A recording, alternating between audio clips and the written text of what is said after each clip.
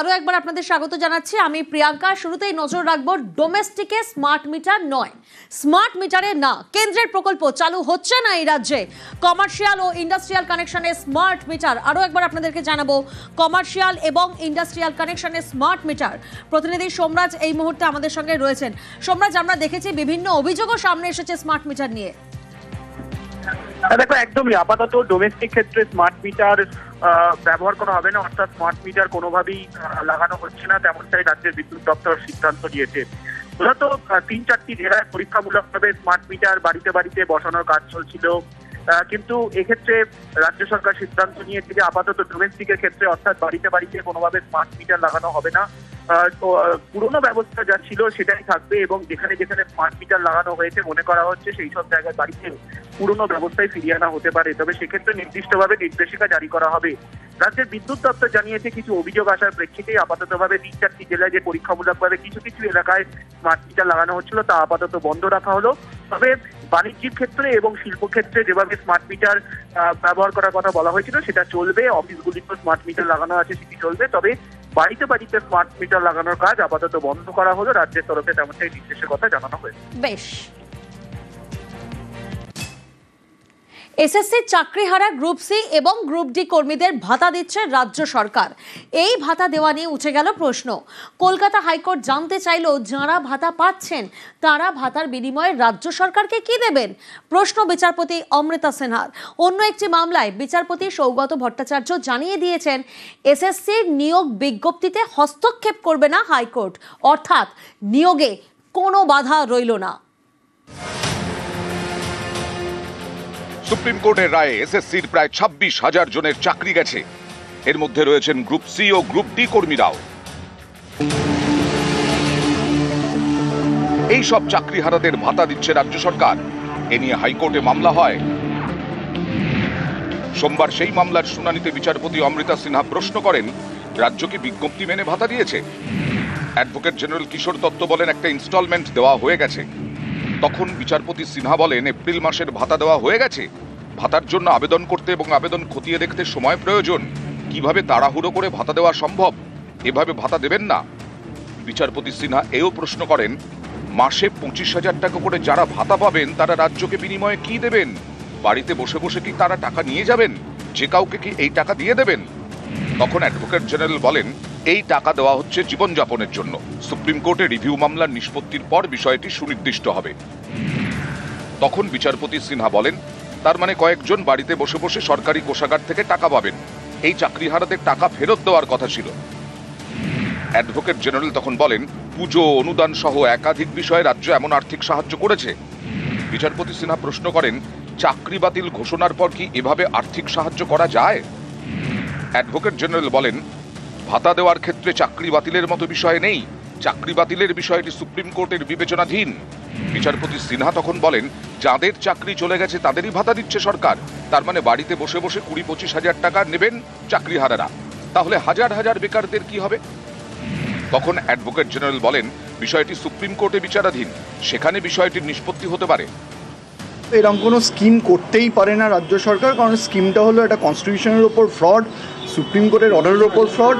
আর আমাদের আরেকটা দাবি ছিল, যদি কাউকে ভাতা দিতে হয় যারা আনএমপ্লয়েড, রাজ্যে প্রত্যেকজন যারা আনএমপ্লয়েড সবাইকেই ভাতা দিতে হবে। এবং আজকে কার্যত সেরকমই একটি পর্যবেক্ষণ কোর্ট করেন এবং এটাও পর্যবেক্ষণ করে যে এটা তো পাবলিক মানি, এটা কীরমভাবে দেওয়া হচ্ছে এবং যাদের দেওয়া হচ্ছে তাদের চাকরি ফ্রড হিসেবে সুপ্রিম কোর্ট যেখানে বাতিল করে দিয়েছে, কিভাবে কোন আইনের ভিত্তিতে এই ভাতা দেওয়া হচ্ছে, তাহলে সমস্ত আনএমপ্লয়েড যেন তারা কেন এই ভাতা পাচ্ছে না। কখনো প্রাথমিক শিক্ষক নিয়োগ, কখনো এসএসসিতে নিয়োগ, একাধিকবার নিয়োগ প্রক্রিয়া শুরু করে রাজ্য, তা নিয়ে নানা সময়ে মামলা। সম্প্রতি সুপ্রিম কোর্টের নির্দেশ মেনে এসএসসিতে ৪৪,০০০ শূন্য পদে নতুন নিয়োগের জন্য বিজ্ঞপ্তি দেয় রাজ্য সরকার। এ নিয়েও মামলা হয় কলকাতা হাইকোর্টে। সোমবার বিচারপতি সৌগত ভট্টাচার্যর এজলাসে ছিল শুনানি।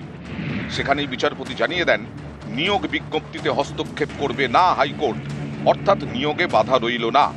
এদিন বিচারপতি সৌগত ভট্টাচার্য বলেন, নিয়োগ প্রক্রিয়া শুরু হোক, কিছু অসুবিধে ধরা পড়লে হাইকোর্টে আসুন, জুলাই মাসে মামলার শুনানিতে আসুন। অর্ণব হাজরা, নিউজ 18 বাংলা। ব্যারাকপুরের পুলিশ কমিশনার বদল, ব্যারাকপুরের নতুন সিপি মুরলীধর শর্মা। অজয় ঠাকুরের জায়গায় এলেন মুরলীধর শর্মা। অজয় ঠাকুর হলেন ডিআইজি সিআইডি। এবার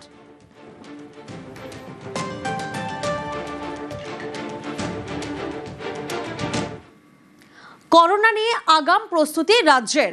আতঙ্কের কোনো কারণ নেই, সবাইকে সতর্ক থাকার পরামর্শ মুখ্যমন্ত্রীর। সর্দি কাশি হলে দ্রুত চিকিৎসার পরামর্শ দিচ্ছেন মুখ্যমন্ত্রী মমতা বন্দ্যোপাধ্যায়।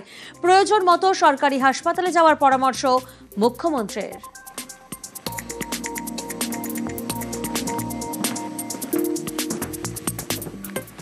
সব ডিপার্টমেন্টকে ডেকে মিটিং করে আমরা প্রস্তুতিটা সেরে রাখলাম। ফার্দার যদি হয়, আমরা আশা করছি ওই প্যান্ডামিক আর হবে না।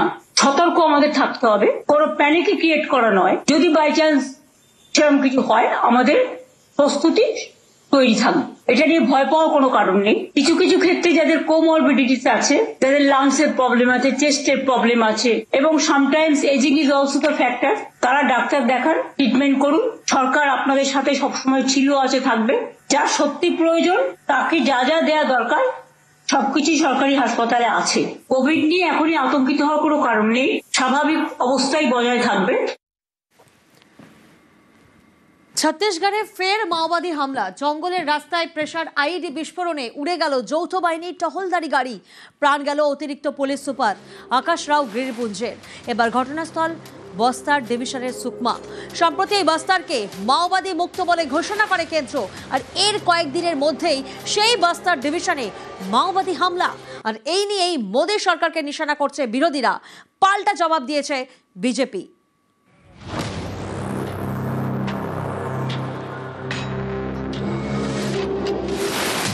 ছত্তিশগড়ের সুকমা।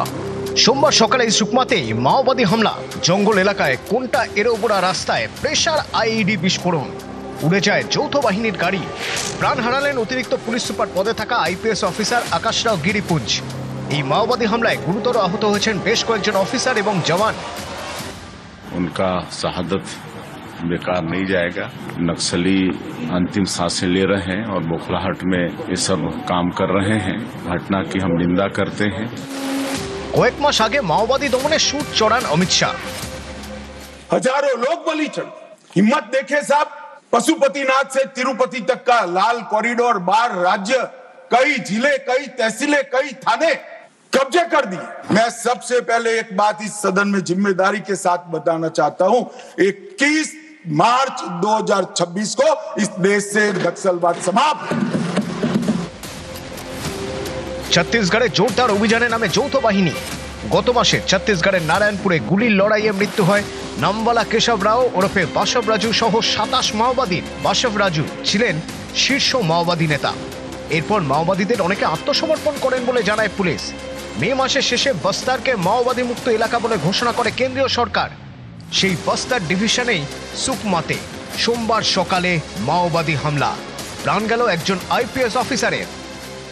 21 मई 2025 को सीपी मोदी संगठन के सरगना बसवराजू, उनके जनरल सेक्रेटरी का मृत्यु अबुजमार जंगल के अंतर्गत माओवादी एवं सुरक्षा बल के बीच में हुई मुठभेड़ के पश्चात हुई। उसी कारण से माओवादी संगठन अभी नेतृत्वहीन और दिशाहीन हो गए। सुरक्षा बल सदस्य को टारगेट करके आईडी ब्लास्ट करना, इस प्रकार का एक कायराना हरकत को अंजाम देने के लिए उनके द्वारा कोशिश देखने को मिल रहा है। एक इस प्रकार का हरकत से उनका अंतिम दिन और नजदीक आ रहा है। ছত্তিশগড়ে এখন বিজেপির সরকার। এই রাজ্যে 5টি প্রশাসনিক ডিভিশন, প্রত্যেকটি ডিভিশনে রয়েছে একাধিক জেলা। 5 ডিভিশনের অন্যতম বস্তার। এই বস্তার ডিভিশনের মধ্যেই পড়ে সুকমা। 29 মে বস্তারকে মাওবাদী মুক্ত এলাকা বলে ঘোষণা করে মোদী সরকার। আর 9 জুন সেই বস্তার ডিভিশনের সুকমাতে মাওবাদী হামলায় নিহত অতিরিক্ত পুলিশ সুপার। এখানেই বিরোধীদের প্রশ্ন, মাওবাদী মুক্ত হলে মাওবাদী হামলা হলো কিভাবে? শুধুমাত্র পুলিশি অভিযান দিয়ে যদি এই ধরনের কথা বলতে যান যে আমরা মুক্ত করে ফেললাম, সন্ত্রাস মুক্ত, মাওবাদী মুক্ত, রাষ্ট্রের বন্দুকের সঙ্গে সঙ্গে রাষ্ট্রের রুটি কাপড়া মাকানের নীতি রাখতে হবে। মাওবাদী এলাকায় গরিব মানুষকে, গ্রামীণ মানুষকে, খনি এলাকায়, কৃষি এলাকায় মানুষকে উন্নয়নটা দিতে হবে। মমতা বন্দ্যোপাধ্যায় সেই উন্নয়ন দিয়েছেন বলে শান্ত সরকার, আমাদের কেন্দ্র সরকার, আমরা অঙ্গীকারবদ্ধ যে আমরা মাওবাদী যে টেররিজম চলছে সারা দেশে এবং কিছু কিছু রাজ্যে, সেগুলো পুরো শেষ করে দেওয়া হবে। সুতরাং এটা তো একবারও বলা হয়নি যে সবকিছু শেষ হয়ে গেছে। হাজার হাজার শয়ে শয়ে মাওবাদীদের মারা হচ্ছে, যারা এই ধরনের মানুষকে হস্টেজ নিয়ে সাধারণ মানুষকে মেরে দিচ্ছে। এগুলো তো বরদাস্ত করা যায় না। নিউজ 18 বাংলা।